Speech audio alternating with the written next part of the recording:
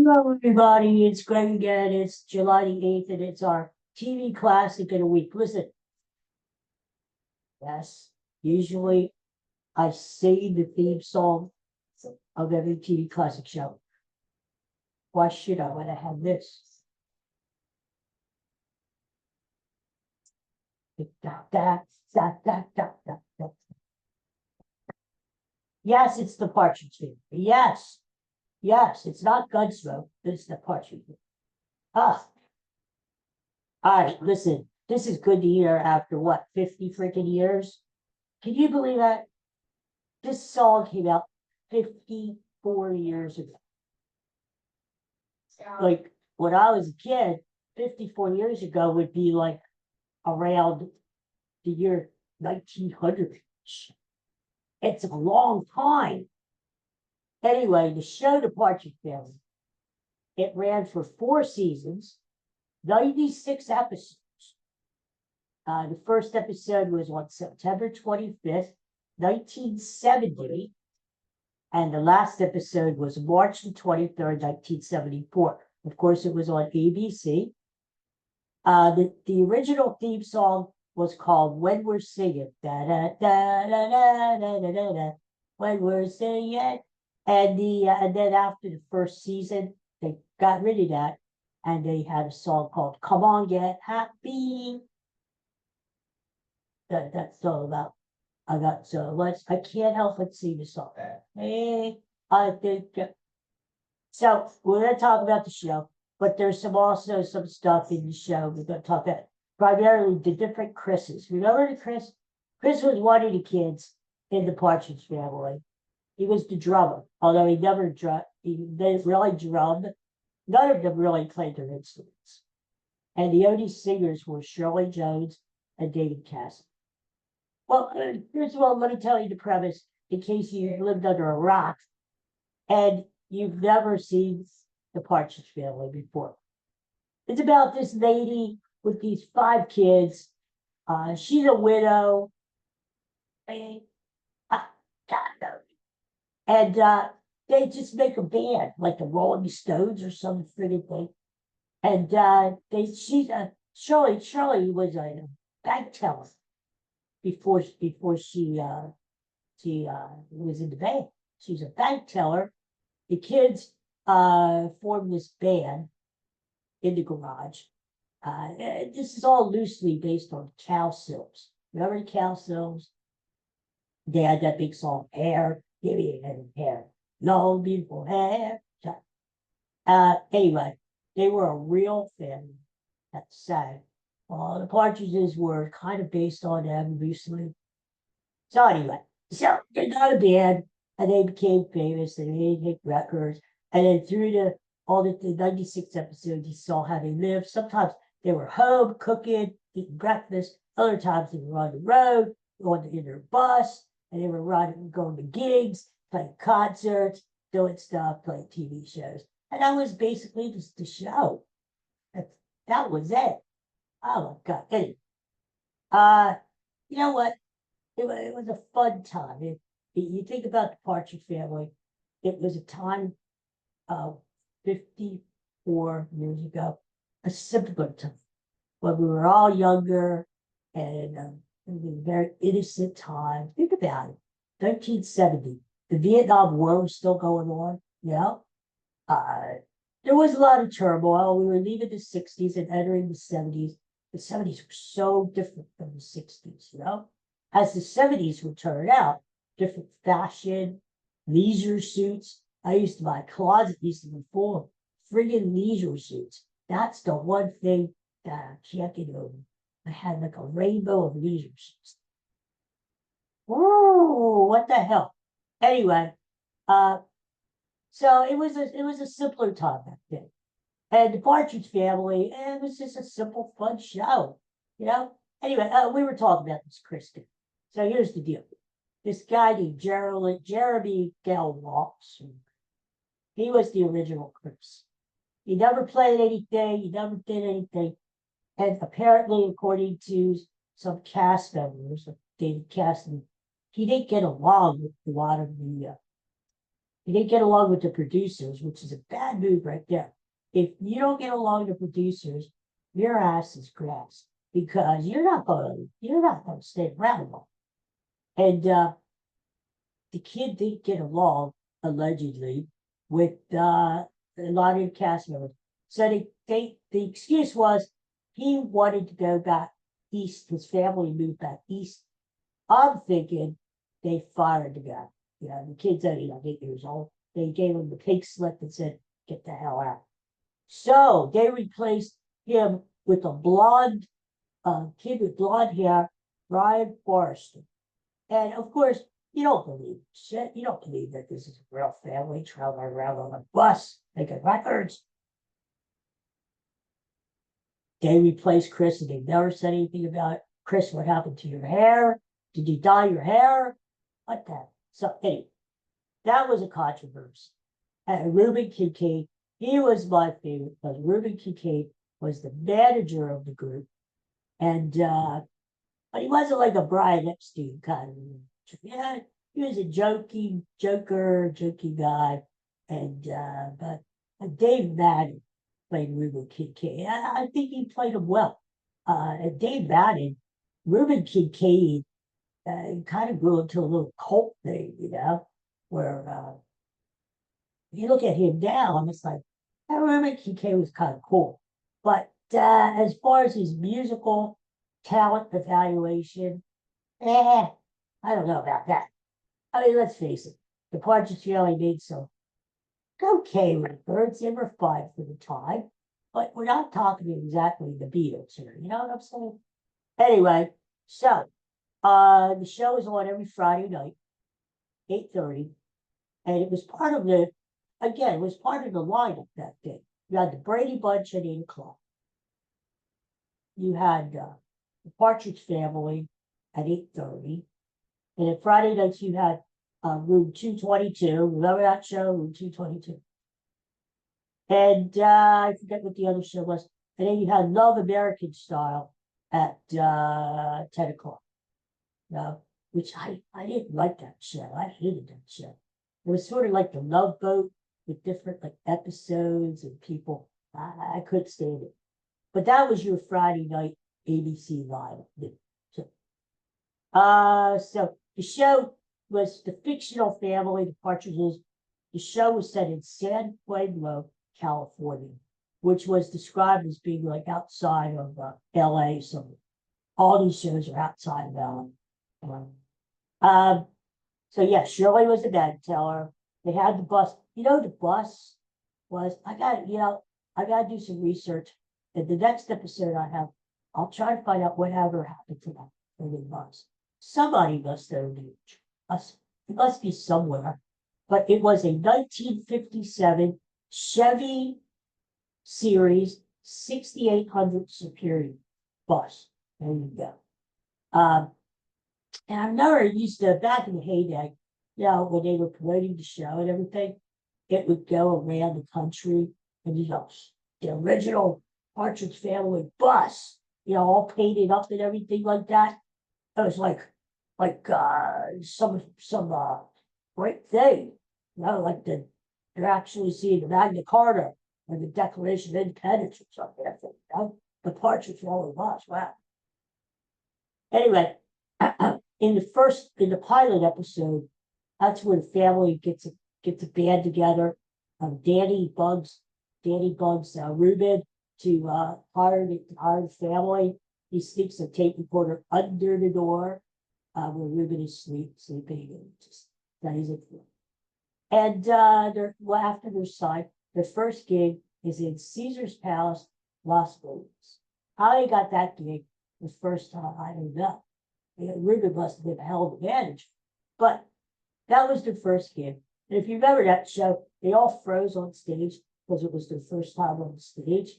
And Shirley Kyler said, okay, kids, just close your eyes and think that you're in the garage. Da, da, da, da, da. Anyway, just like that would really happen. You know, there were actually two pilots. I don't know if you can see. The one pilot that we saw they also did another pilot, which was totally different. It starred Shirley Jones. See, originally the producers wanted the Cowsills themselves to star in the show, but they found out even though the Cowsills could sing and they could play the instruments, they couldn't act with a date. So they said that this ain't going to do. So they hired Shirley Jones, who Shirley Jones. She was this beautiful, beautiful actress, singer. She was in all these musicals, Music Man, Oklahoma. Great voice, beautiful. In fact, she's still around. She's in her 90s, and she is still a beautiful lady and a very graceful and dignified. So there you go. She's still around, still kicking. They hired her first. And they said, all right, we're going to build a family. So the original pilot was supposed to be, her name was Connie, not Shirley. And she had a boyfriend in the original pilot who happened to be Jack Cassidy, her real life husband.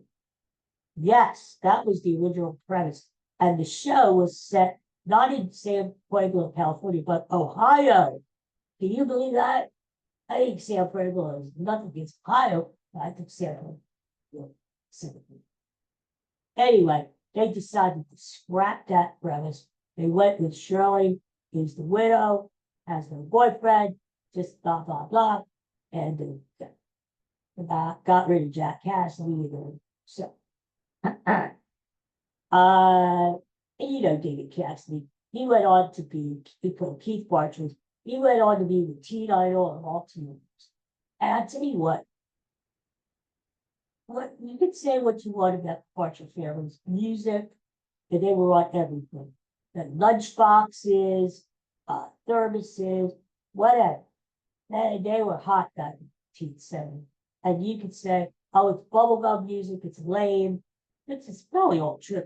But you gotta give it credit. They sold a ton of records. They were very popular. David Cassidy himself became a teen idol. And actually, Elton John, believe it or not, get this. Elton John himself said that one of the best guitarists in the entire world was David Cassidy. David Cassidy became very distraught with the show because he was singing this bubblegum music. He was only a 20-year-old kid, and he was into rhythm and blues, rock, but he had to stick with what the producers gave him to sing. They basically, they were going to do Partridge Family, they were going to use session singers, and the actors were just going to lip sync the singers. David Cassidy said to me, Wes Farrell, who was the producer of the record, hey, I can sing. Gave him a chance. He sang. They said, whoa, what we got here? So he became the lead singer. But, whatever you got to say about them, they sold a hell of a lot of records and they made a lot of people happy. Well, and that's good. David Cassidy himself, he led a very good life, because who wouldn't? He had all these girls after him. He was rich, he was popular, but he led a very tortured, because he had people after him once. This guy was as popular as Beatles or Elvis. He had girls after him, people were constantly, because what he did was this. He filmed the Partridge Family during the week, get up at 5, and start at like 6 o'clock in the morning, film an episode. Then at night, he would go, leave the studio, go to the recording studio, record all night long. They would do a concert. On weekends, he would do concerts. He didn't have time to rest. He would go from recording to just going on a plane, going to Seattle, doing a concert, maybe going to San Francisco, doing a concert, coming back to LA to do the next week's TV show. Had to learn the script. I mean, this was constant. Yeah, a lot of pressure on that. He never got any sleep, although they said he never showed up late and he was always professional when he got to the set on the. So you might say, oh, the guy had a hell of a life. He had a great lot of money, fame, what more could a 20-year-old kid want, right? But after a while, just like anything, after a while, it kind of gets old news. He said, enough of this. So it got to be a drag, And unfortunately, turned, did some drugs, as everybody practically did, except for me, and alcohol and stuff, So then he kind of got typecast as bubblegum singer, and he did some solo albums where he tried to distance himself from that kind of music, And it's just not a very a good life because he was on Broadway after that, after the Partridge Family, and he did Broadway, TV.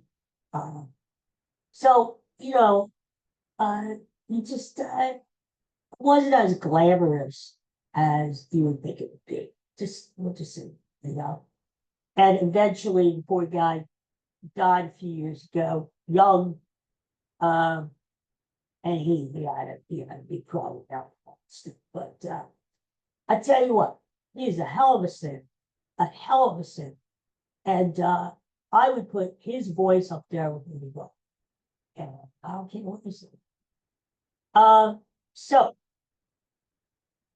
the original Partridge film, a pilot, was going to be called something different. And what happened was this screenwriter. Did you hear about this? The screenwriter sued Screen Gems. Screen Gems was the production company that owned Partridge film, owned all the rights. Sued them because she said she claimed that she had the original idea for the Partridge Family. Her idea was called Baker's Half Dozen. And it was a lady called Roberta Tatum. She was related to Jason Tatum. And she sued them for $150,000. That sounds like peanuts now, $150,000? Come on, lady. But back in the day, back in 1970, that was a lot of money. So they settled it out for, I don't know, the dog, the Partridge Family did have a dog, and his name was Simone. In fact, the dog is on the album covers, like the first few album covers. The dog would ride on the bus when they went to gigs. The dog got sprayed by a skunk in one episode. Do you remember that one? And they had give the dog a bath because he ran on the bus and he infected everybody else. So the dog played a major part in the first season, but eventually they phased out the dog, as the Brady Bunch did too. Remember that? Tiger was in the early episodes, and then they killed Tiger. I can't say they killed him off, I don't know. But they had the doghouse in the yard, but no Tiger. Where'd Tiger go? Anyway, so Simone was the name of it. The one thing about the show, the Partridge Family, is they had a lot of guest stars. And this is only a sample. What I'm going to read to you now is only a sample of the people who appeared on that show during those 4 seasons. It's amazing how many great stars they had. Johnny Cash was on the pilot show of the Partridge Family. Johnny freaking Cash. Ray Bolger, who played the Scarecrow in The Wizard of Oz, he was on the Partridge Family. He played Shirley's father. 3 of the featured Charlie's Angels were on the Partridge Family on separate episodes. Jacqueline Smith, my favorite, Farrah Fawcett. I remember that episode.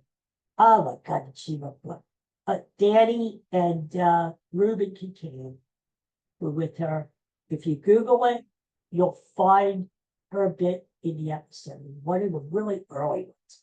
And she was gorgeous. She went on, of course, to do Charlie Angels. And Cheryl Ladd, another favorite of mine. She was on the Partridge Family too. Johnny Bench, the catcher for the Cincinnati Reds. He didn't play a baseball player. He played a pool waiter. Served you drink around the pool. I think when they were in Las Vegas. Maury Amsterdam, the jokester. He was on remember the old Dick Van Dyke show? Dick Clark himself, Howard Cosell. He was on the Partridge Family. Norman Fell, who played Mr. Roper on Three's Company. He was on the Partridge Family. So was Margaret Hamilton, who played the Wicked Witch of the West in Wizard of Oz. Harry Morgan, who went on to be in MASH, was on the Partridge Family. He was actually in the same episode as Farrah Fawcett. They met on the street together. Richard Pryor. Can you believe Richard Pryor was on the freaking Partridge Family? I tell you what, it was an episode, I don't know if you remember, where the Partridges, the bus broke down, they landed in this little town, and they helped this firehouse out, which Richard Pryor and Louis Gossett Jr., who also went on to star with Richard Gere in a gentleman and lady or gentleman, whatever. An officer and a gentleman, that's right. So these two guys were running this firehouse, and they were in financial trouble with gangsters. And of course, the Partridge Family were there to help out. Shirley Jones, David Cassidy, David Bondici, they were all there, and they helped them. So they saved them from bankruptcy. And it was the one time that the Partridges attempted to sing soul music. I tell you what. They weren't exactly the Temptations, honestly. They tried. Some other famous people: Meredith Baxter, Bert Convy, the game show host, Jodie Foster, Silence of the Lambs, Anthony Geary, who played Luke on General Hospital. He was on Partridge Family. Louis Gossett Jr. Rob Reiner, who played Meathead on All the Family. He played Snake, the motorcycle guy. And get this, Mark Hamill. Mark Hamill, who went on to star as Luke Skywalker in Star Wars, was on the Partridge Family. And I don't know if you noticed it or not, but when they were casting the Partridge Family, and they finally hired David Cassidy, Mark Hamill was one of the finalists to play Keith Partridge. He wrote it here. So if you ever see Mark Hamill on Twitter or something, actually do. I'm sure it's going to bring back fond memories. Anyway, yes. You know what we talked about before. We talked about how they try to bring in a kid to spice up. They try to do something to spice up the final season because the ratings are going in the toilet. And they did the same thing on the Partridge Family. The Oliver effect. It was named in honor of Oliver, that bratty kid on the Brady books that nobody knew, everybody knew. But they brought him on, cousin Oliver, they brought him on because they thought he would spice up the ratings. Wrong. It was the exact opposite. Everybody hated him, and they turned the TV off. Well, Partridge Family did the same. In the final season, they hired a kid named Ricky Siegel. He was supposedly the neighbor of the Partridge Family, and he was a singer too. And he would sing all these crappy songs. He'd walk over to the garage, and he'd see the band rehearsing. And then, can I sing a song? Yeah. And he'd come in and do his thing, sing about cookies or something. I don't know what to do. And that pretty much was it. And he stunk. So what happened was midway through the final season, season 4, they gave him the axe too. Isn't it brutal to fire those kids? Huh? What the hell? Did they give him a pink slip and say, "You're out"? How did they do it? Did they bring him into the office and say, "Kid, you suck, get out of here"? I don't know. I don't know how they do it. Anyway, so the music. Actually, the guy who arranged the Monkeys, remember the Monkeys? He arranged the Partridge to all those music. And actually, they had not only did they have backup singers with David Cassidy, and a little bit of Shirley Jones, and we could barely hear her. They had actually a very good studio musicians. They were called the Wrecking Crew. They were very famous in Hollywood, in Nashville. The Wrecking Crew were backup musicians, a lot of famous musicians on albums. So, even though the music was a little late, the musicians were top notch. Believe me. So anyway, once the ratings started to fall in the 4th season, they moved the Partridge Family from Friday nights to Saturdays at 8 o'clock. That was the nail in the coffin, proverbially. Because anytime, think about it, anytime they move a once successful show, that's the death knell for the show. You might as well pack it in and start finding another job. Because what they did was they put it on at Saturday at 8 o'clock opposite All in the Family. Whoa. That's a dead one. Whoever made that decision. Whoa. Partridge Family ended up making 8 albums, and they were actually nominated for a Grammy. Can you believe this? 1970, they were nominated for a Grammy. They didn't win, but they were nominated for Best Artist of the Year. And their hit single that I was playing like a half an hour ago, whenever this thing started, "I Think I Love You," spent 3 weeks at #1, sold over 5 million copies, and it sold more records in 1970 than Let It Be by Beatles. There you have it.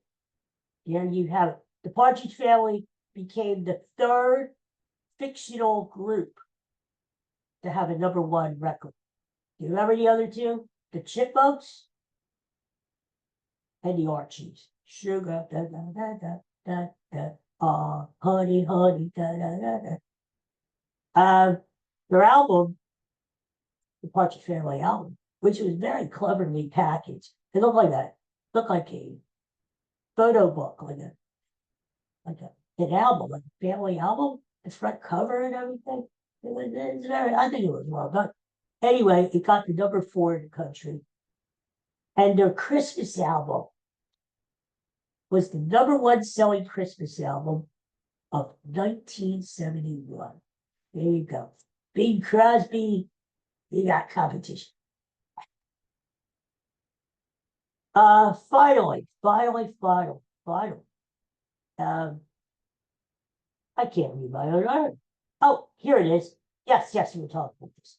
The group were very popular, and they were everywhere. They were on lunch boxes. I remember this as a kid. I didn't have, but I remember this as a kid. People would have lunch boxes, Partridge Family lunch boxes. They'd be going to school with a little lunch box, taking out their little bologna sandwich with their little pickle, and they'd have the party. "Oh, look, I got the Partridge Family." And that was very popular. And they were everywhere. There were Partridge Family books, there were Partridge Family games, there were Partridge Family comics. They were everywhere.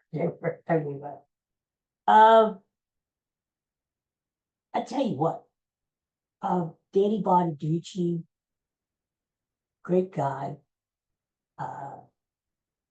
local kid, actually from around my way.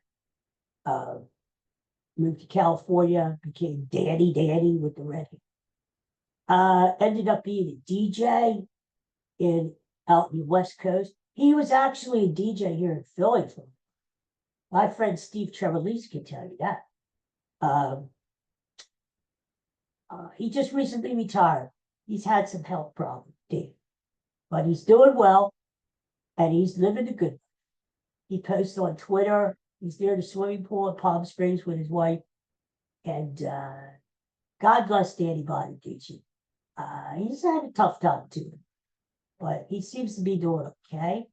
And God bless you, Danny.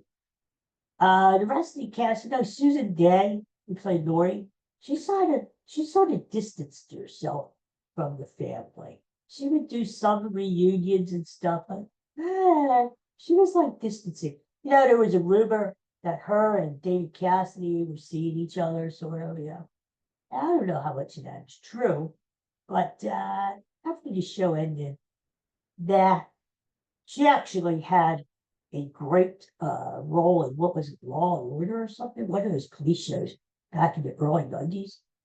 So she has done, actress work over the years. I didn't see her around it, Susan Day. But she was a gorgeous, gorgeous girl. She was a model. She was a fashion model before she took the role of Lori Partridge on the Partridge film. So, go figure. Okay. They actually tried, the final thing I have, they actually tried to revive the Partridge Family back in 2004. I don't know if you noticed them. VH1 tried to reboot the show. And they were going to call it the Partridge Family. And they were just going to reprise the roles with different actors. But here's the premise. Here's the thing. They were going to bring it a little up to date. And their premise is they already did the pilot. It never got past the pilot. I guess it wasn't too good. But they had Shirley and the kids, right, singing, la, la, la, la. But they were going to have it that Shirley had an estranged husband. Now get this, who returned to the family. And when he came home to the family, he had a new relationship, not with Shirley, but with a same-sex partner. I kid you. This would have been the Partridge Family. And guess who was going to play that father of the Partridge Family? Guess. Danny Bonaducci. Now, if you happen to see Danny on Twitter, mention it to him. I'm sure he'll be more than happy to talk about that. All right, so that's our review of the Partridge Family, huh? Did you have a good time, huh? It was fun. It was fun. Hey, listen, I got another show that I want to talk about later in the week, okay? So stay tuned. So thanks for watching. Thanks for tuning in. I hope you enjoyed the show. You know what? Look for the Partridge Family on TV. I don't know if TV Land or whatever the hell they call it now, Pluto or whatever, still, it's got to be somewhere. Look a little bit, and you'll find the Partridge Family. Sit down and watch an episode too, because in one way it does give you a good example of what the 70s, the fashions with the bell-bottom pants, the sweater vest. I never saw any of the Partridge Family wear leisure suits like me, the dope. But what the hell did I hear? But check out the Partridge Family, and I think you'll feel a little nostalgic. I'm not going to tell you to put on any of it. I'm not going to torture you. Although I tell you what, if you put on a Partridge Family record, or if you ask your Alexa to play it for you, here's a recommendation from your friend Greg. Play the album Sound Magazine. Sound Magazine was like their third album, and many critics have said it's the It's the Sergeant Pepper of Partridge. I can't keep a straight face. It's the Sergeant Pepper of the Partridge Family musical career. I gotta say, it is the best. It's got the hit song, I woke up in the storm. It's got a lot, it's got a song written by Paul Anka. I kid you not. So if you gotta play it, if you really, really, really, really, really, really, really got to play it, I would recommend streaming or playing the Sound Magazine album by whatever. Okay. Thanks for tuning in. Thanks for watching. Everybody have a good day. Peace and love. And I'll see you soon. Huh? I'll see you soon. How do I turn you? What the hell? Yeah, I've been doing over 300 episodes. Show. And I still don't know how to turn the freaking thing off. Oh, there you go. Okay. All right. I got you. Arrivederci, everybody. See you next time. Take care.